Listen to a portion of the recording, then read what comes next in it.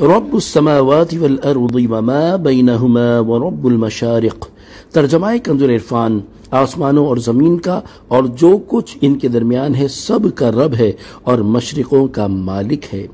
تفسیر صراط الجنان، اس آیت میں بیان فرمایا کہ آسمان اور زمین اور ان کی درمیانی کائنات اور تمام حدود و جہاد سب کا مالک اللہ تعالیٰ ہی ہے، تو کوئی دوسرا کس طرح عبادت کا مستحق ہو سکتا ہے، لہذا وہ شریک سے منزہ ہے۔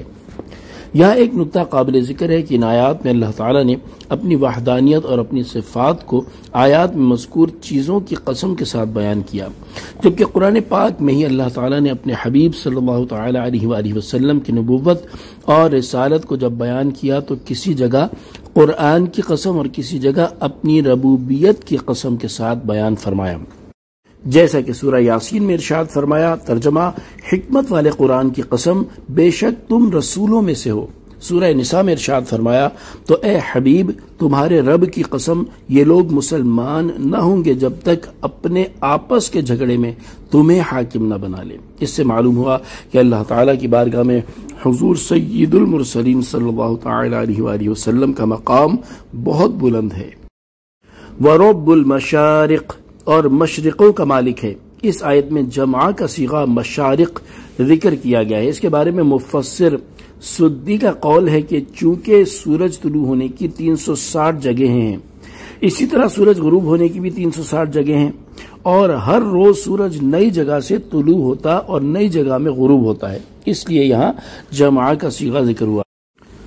علامہ احمد ساوی رحمۃ اللہ تعالی علیہ فرماتے ہیں، اس آیت میں مشارق جمع کا صیغہ ہر روز کے مشرق اور مغرب کے اعتبار سے ذکر کیا گیا ہے، کیونکہ سال میں سورج طلوع اور غروب ہونے کی 360 جگہیں ہیں اور ہر روز سورج ان میں سے ایک مشرق سے طلوع ہوتا ہے، اسی طرح ہر روز ایک مغرب میں غروب ہوتا ہے۔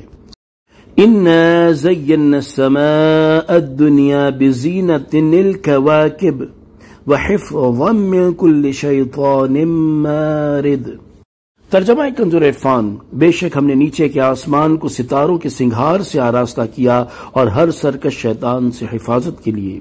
تفسیر صراط الجنان، ان آیات میں آسمان کو ستاروں سے سجانے کے 2 فوائد بیان کیے گئے ہیں۔ نمبر 1 زینت کے لیے، چنانچہ ارشاد فرمایا کہ بے شک ہم نے نیچے کے آسمان کو جو دوسرے آسمانوں کی بنسبت زمین سے قریب تر ہے ستاروں کے سنگھار سے آراستہ کیا، کیونکہ دیکھنے والے کو سارے ستارے پہلے آسمان پر ایسے محسوس ہوتے ہیں جیسے کسی چادر پر رنگ برنگ موتی بکھرے ہوئے ہیں۔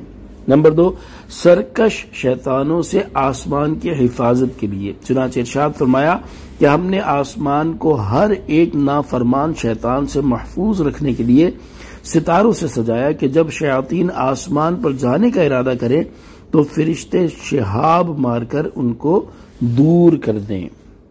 صلو علی الحبیب صلی اللہ تعالی علی محمد صلی اللہ تعالی علیہ وآلہ وسلم۔